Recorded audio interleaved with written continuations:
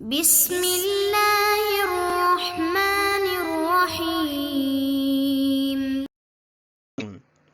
صلی اللہ علی رسولہ الکریم وآلہ الطیبین الطاہرین المعصومین۔ السلام علیکم ورحمۃ اللہ وبرکاتہ۔ طلاب کرام عزیز، کیسے ہیں؟ امید کرتے ہیں آپ خیر و عافیت سے ہوں گے۔ دروس فی علم الاصول حلقہ ثالث کا سبق نمبر 108 آغاز کر رہے ہیں، جس میں عنوان قرار دیا گیا کتاب کی عبارت ولیکن قد یقال کما عن سید الاستاذ سے لے کر البحث الثالث فی حجیت ظہور۔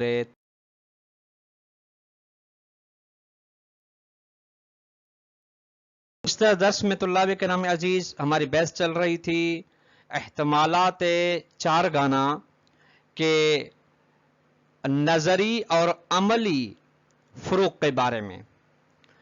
تو اس سے ماقبل جو آخری حصہ درس تھا وہ یہ تھا کہ پہلا عملی ثمرہ کون سا جاری ہوتا ہے ان اختلافات کی بنا پہ اور ان فروق کی بنا پہ۔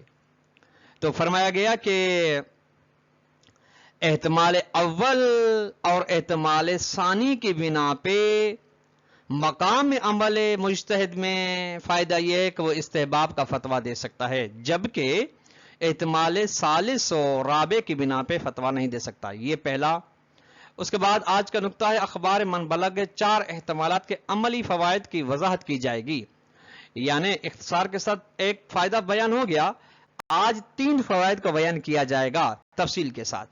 آئیے عبارت کو ملاحظہ فرمائیں۔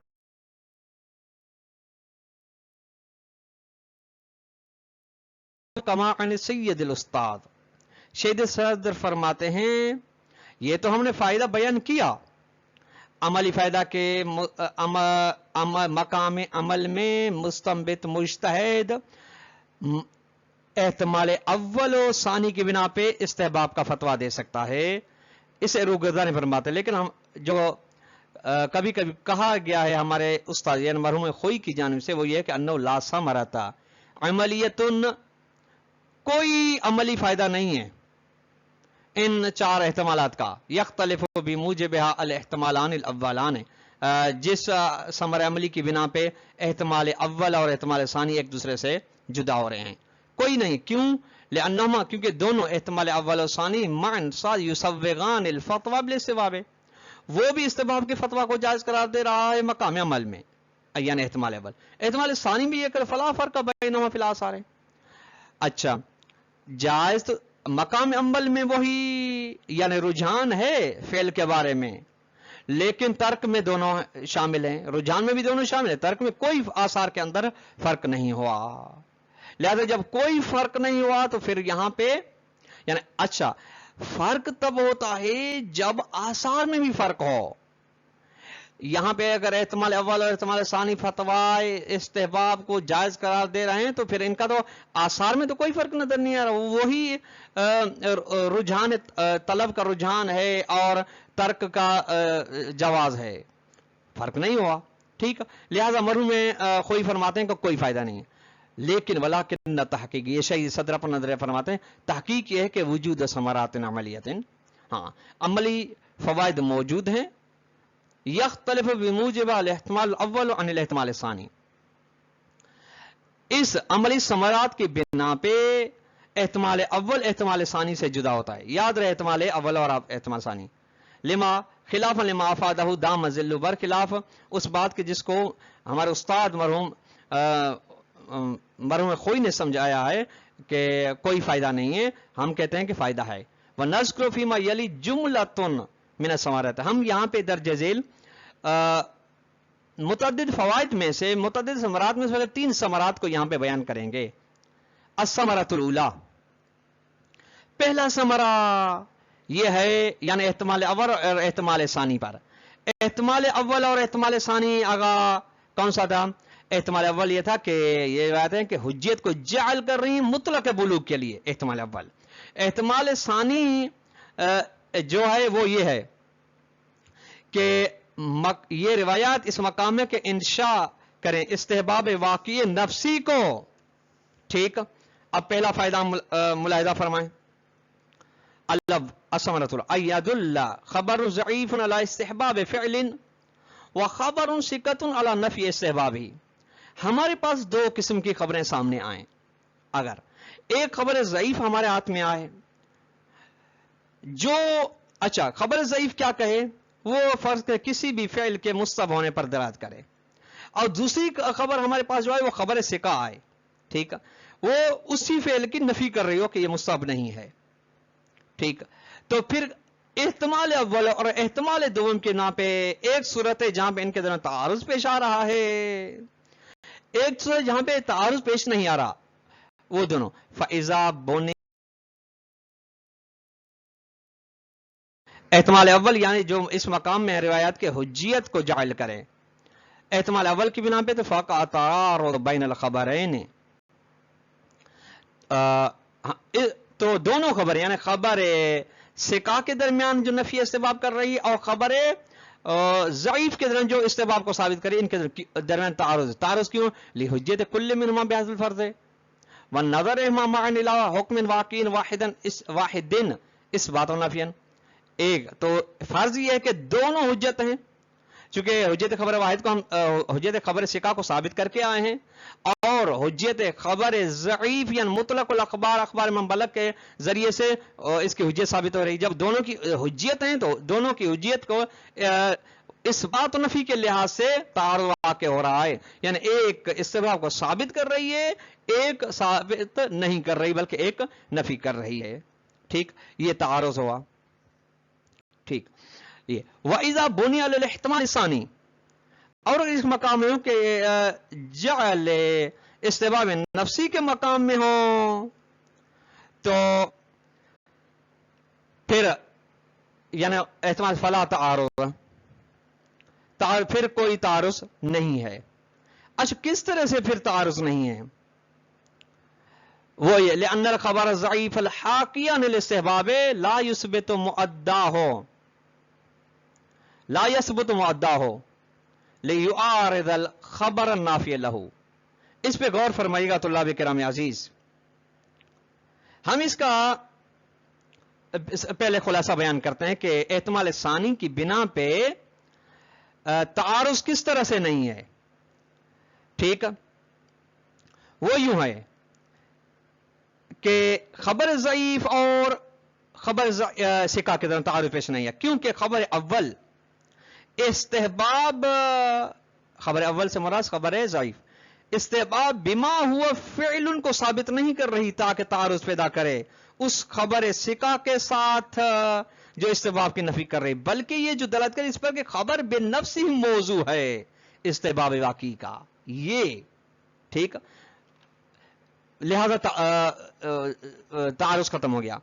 مثال آپ کو دیتے ہیں, مثلا آپ کو کوئی مومن بھائی کہے کہ آئے میرے گھر پہ چائے پی کے جائیں, ایک دفعہ چائے پہ وہاں ہو, چائے مستحب نہیں, یہ مستحب ہے لیکن چائے پہ وہاں ہو چائے نہیں, بلکہ مومن کی دعوت قبول کرنا اس لحاظ سے مستحب ہے, بل وہ بے نفسی موضوع استحباب واقعی, بلکہ یہ خبر یہ جو خبر ضعیف ہے یہ خبر من بلغ کا موضوع کیا ہے, استحباب واقعی مترتب عنوان البلوغ, یعنی جو موقوف ہے اس پر کہ بلوغ یعنی اخبار من بلغ ہو, والبلوغ محقق اور بلوغ ہو چکا ہے.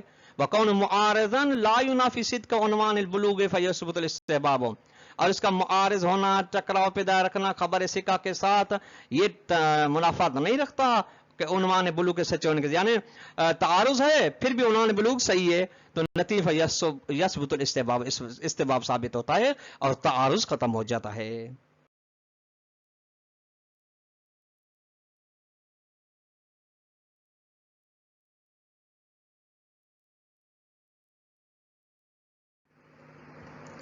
الثمرۃ الثانیۃ, دوسرا ثمرہ, اگر ہم خلاصے کے طور پر طلاب کرام عزیز کو فی الحال بیان کریں تو یوں بنے گا.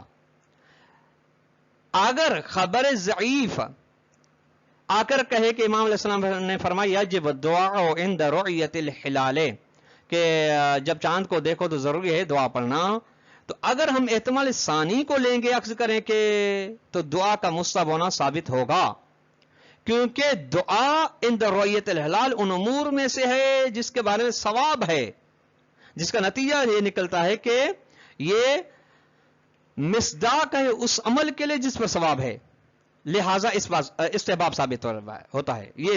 یہ تھا احتمال دوم کی بنا پہ. لیکن اگر احتمال اول کو ہم لیتے ہیں تو پھر نہ وجوب ثابت ہوتا ہے، نہ استحباب ثابت ہوتا ہے، نہ جامع بین وجوب و استحباب ثابت ہوتا ہے. اچھا جامع کیا ہے وہ؟ یعنی طلب اور رجحان. ٹھیک. اچھا کیوں وجوب نہیں ثابت ہوتا، کیوں استحباب ثابت نہیں ہوتا، کیوں جامع ثابت نہیں ہوتا؟ اس کی دلیل یہ وجوب اس لیے ثابت نہیں ہوگا کیونکہ جو روایت وجوب کو ثابت کر سکتی ہے وہ ثقہ روایت والی ہے، جبکہ ادھر ثقہ والی نہیں، فرض یہ کہ ضعیف روایت ہے. استحباب اس لیے ثابت نہیں ہو سکتا کہ مدلول خبر وجوب ہے، استحباب نہیں ہے، لہذا خبر استحباب کو ثابت نہیں کر سکتی. جامع اس لیے ثابت نہیں ہو سکتا، جامع صرف طلب اور رجحان ہے ثابت، کیونکہ جامع دلیل کا مدلول مطابقی نہیں ہے، یعنی دلیل کا جو مدلول مطابق اس کا نہیں ہے، بلکہ مدلول مطابقی اس کا وجوب ہے. اور یہ جو جامع ہے مدلول التزامی ہے. جب وہ مدلول مطابقی ہی نہیں تو دلیل کے لیے مدلول التزامی کیسے ثابت ہوگا؟ اب اس کو ملاحظہ فرمائیں کہ ان يدل خبر ضعیف علی وجوب شیء، خبر ضعیف اگر ہمارے پاس آتی ہے جو ایک شے کے فرق یجب دعا عند رؤیت الہلال پر درج فعل الاحتمال الثانی، دوسرے احتمال کی بنا پہ لا شک فی ثبوت الاستحباب، استحباب ثابت ہے. کیوں؟ لأنه مصداق لبلوغ الثواب على عمل، چونکہ یہ مصداق اس بات کا کہ جو روایت منبلغ کہہ رہی ہیں کہ ثواب عمل پر پہنچتا ہے. واما علی الاحتمال الاول، پہلے احتمال کی بنا پہ فلا یثبت شیء، یعنی استحباب ثابت نہیں ہوتا، یعنی کوئی چیز شے مانا یعنی نہ وجوب ثابت ہوتا ہے، نہ استحباب ثابت ہوتا ہے، نہ وہ ثابت ہوتا ہے جامع. کیوں؟ لأن اثبات الوجوب بالخبر ضعیف متعذر، چونکہ خبر ضعیف کے ذریعے سے اس وجوب کو ثابت کرنا محال ہے. اچھا کیوں؟ کیونکہ قاعدہ تسمم کے آغاز میں ہم بیان کر چکے ہیں کہ جو قاعدہ تسمم کے جریان کا مقام ہے تکالیف غیر الزامیہ یعنی استحبابات، اور یہ جو اور وہاں پہ خبر ضعیف بھی چل جاتی ہے، لیکن وجوب کو خبر ضعیف کے ذریعے سے یعنی تکالیف الزامی کو ثابت نہیں کیا جا سکتا محال. کیوں؟ لعدم حجت فی اثبات الاحکام الالزامیہ ہے، کیونکہ خبر ضعیف حجت نہیں رکھتی احکام الزامی یعنی وجوب و حرمت کے ثابت کرنے میں. ہاں یہ خبر ضعیف حجت رکھتی ہے احکام غیر الزامیہ نے مستحبن و اثبات و استحباب متعذر وزن، وجوب تو ثابت نہیں ہوا خبر ضعیف کے ذریعے سے، بہی یعنی خبر ضعیف کے ذریعے مستحب بھی ثابت ہونا مشکل ہے. کیوں؟ لأنه لا يدل علیہ، کیونکہ وہ جو یجب دعا کہہ رہی ہے وجوب پر استحباب دراز نہیں کری، تو فکیف یکون طریقا و حجت الاثبات غیر مدلول ہی، مدلول اس کا وجوب ہے تو غیر وجوب جو استحباب ہے اس کو لیے کیسے حجت بن سکتی ہے؟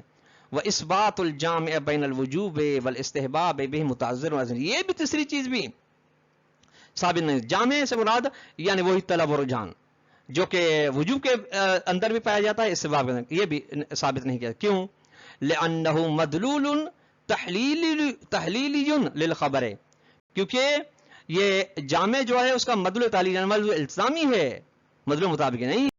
فلا حجتا لإثبات ہی، بس یہ حجت نہیں اس کو ثابت کرنے کے لیے عند من یرا، اس کے نزدیک جو دیکھتا ہے کہ سید استاد یعنی ہمارا استاد مرحوم خوئی کہ وہ یہ کہتا ہے کہ ان حجت الخبر فی المدلول التحلیلی متوقفۃ علی حجت فی المدلول مطابق کامل ہی. وہ فرماتے ہیں کہ خبر مدلول التزام، مدلول تحلیل مدلول التزامی میں حجت تب رکھ سکتی ہے جب وہ مدلول مطابقی میں حجت ہے وہ ثابت ہو اس کی بطور کامل. اگر مدلول مطابق میں حجت اس کی ثابت نہیں ہے تو پھر مدلول تحلیل میں بھی اس کی حجت ثابت نہیں ہے. الثمرۃ الثالثۃ، تیسرا اور آخری فائدہ یہ ہے، خلاصہ یہ بیان کریں ہم وہ یوں ہے کہ اگر خبر ضعیف دلالت کرے کہ مسجد میں طلوع آفتاب تک بیٹھنا مستحب ہے، اب ہمیں شک ہوتا ہے کہ طلوع آفتاب کے بعد بھی یہ استحباب باقی ہے یا نہیں، تو احتمال اول کی بنا پر استصحاب جاری ہوں گے، جاری ہم کریں گے، یعنی وہ یقین سابق شک لاحق، ارکان استحباب مکمل ہیں، ٹھیک، نتیجہ ملے گا بقا استحباب ثابت ہے. لیکن دوسرے احتمال کی بنا پر استحباب کو جاری نہیں کر سکتے. کیوں نہیں کریں؟ کیونکہ ارکان استحباب مکمل نہیں ہے. چونکہ بقائے استصحاب میں شک نہیں ہے، جبکہ یہ شک ہو یعنی یقین ثابت کو شک لائق ہے ہی نہیں اس وقت میں جو ختم ہو چکا ہے، یعنی طلوع آفتاب کے بعد، اس لیے کہ استوا طلوع تک ثابت ہے جس پر ثواب رکھا گیا ہے، اور یہ طلوع سے قبل والے فاصلے زمانی کو شامل ہے، لیکن طلوع کے بعد والا جو فاصلے زمانی ہے اس کو یہ ثواب شامل نہیں ہے۔ نتیجہ یہ نکلتا ہے کہ طلوع کے بعد والے وقت پر ثواب نہیں پہنچا، نہیں ملتا، اس لیے استحباب کو جاری نہیں کیا جا سکتا۔ ان يدل الخبر ضعیف الاستحباب الجلوس فی المسجد الى طلوع الشمس مثلا، ضعیف خبر دلالت کرتی ہے کہ مسجد میں بیٹھنا طلوع آفتاب تک مستحب ہے، علی نحو لا یفہم منہ ان الجلوس بعد ذلك مستحب لا۔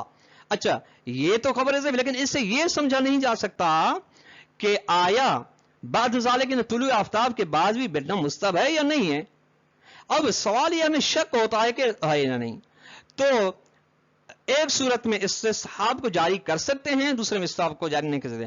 فعل احتمال اول، پہلے احتمال کی بنا پر یجری استصحاب بقا الاستحباب ہے، بقا استحباب کو ہم جاری کریں گے، کیونکہ ارکان استصحاب دو ہیں، مہم دو ہیں، یقین سابق، شک کے لائق، یعنی پہلے ہمیں طلوع آفتاب سے پہلے کے بارے میں یقین ہے استحباب اس کا، اور ابھی شک ہو رہا ہے ابھی ہے یا نہیں، تو اس استصحاب کو جاری کریں گے۔ وعلی الثانی لا یجری، دوسرے احتمال کی بنا پہ استصحاب جاری نہیں ہوگا، کیوں؟ لأنه مجعول بعنوان ما بلغ ثواب علیہ، چونکہ یہ جعل کیا گیا اس لحاظ سے جو ان روایت من بلغ کے عنوان سے، وہذا مقتول ارتفاع، اور یہ وقت ہے جو جس کا اٹھا لیا گیا ہے، لاختصاص البلوغ، چونکہ یہ اخبار من بلغ، یہ جو روایت بیان ہوئی کہ مسجد میں بیٹھنا طلوع آفتاب تک، یہ مخصوص بفترت ما قبل الطلوع، اس زمانے فاصلے سے جو طلوع آفتاب سے قبل ہے اور طلوع آفتاب تک ہے وہ بھی شامل ہے،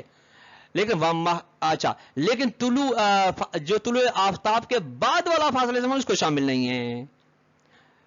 وَمَهْمَا يَكُونْ، ادھر سے شہید صدر آخری میں قاعدہ تسامح کے بارے میں اپنا نظریہ پیش کرتے ہیں، فرماتے فلا شک فی ان احتمال الاول مخالف لظاہر الدلیل، اس میں کوئی شک نہیں کہ پہلا احتمال جو ہے ظاہر دلیل کے بالکل مخالف ہے، اس لیے ہم اس سے تمسک نہیں کر سکتے، کما تقدم فی الحال کا سابق، جس طریقے سے حال کا ثانی میں یہ بات بیان کر کے آئے ہم۔ نتیجے میں فلا يمكن الالتزام بتوسعۃ دائرۃ حجت الخبر بباب المستحبات، نتیجہ کیا نکلتا ہے؟ ممکن نہیں کہ ہم پابند ہو جائیں اور ہم اپنے اوپر لازم کرا دیں حجت خبر کے دائرے کے وسیع کو مستحبات میں، مطلب ہم یوں کہیں کہ مستحبات کے باب میں اگر خبر ضعیف ہے وہ بھی چل جاتی، اس پر ہمارے پابند ہونا ضروری نہیں ہے۔ یعنی شہید صدر کا آخر میں نتیجہ یہ نکلتا ہے کہ قاعدے تسامح کے بارے میں کہ موضوع حجت فقط خبر ثقہ ہے، مطلق خبر نہیں ہے، جو اخبار منبلہ کے ذریعے سے ہم ثابت کر رہے تھے، یعنی حتی خبر ضعیف، چاہے روایات کا مفہوم احکام الزامی ہو یا غیر الزامی ہو، فقط حجت خبر ثقہ ہے، حجت غیر ثقہ کی حجت ثابت نہیں ہے، یہی شہید صدر کا نظریہ ہے۔ طلاب کرام عزیز، آج کا درس اپنے اختتام کو پہنچا، والسلام علیکم ورحمۃ اللہ وبرکاتہ۔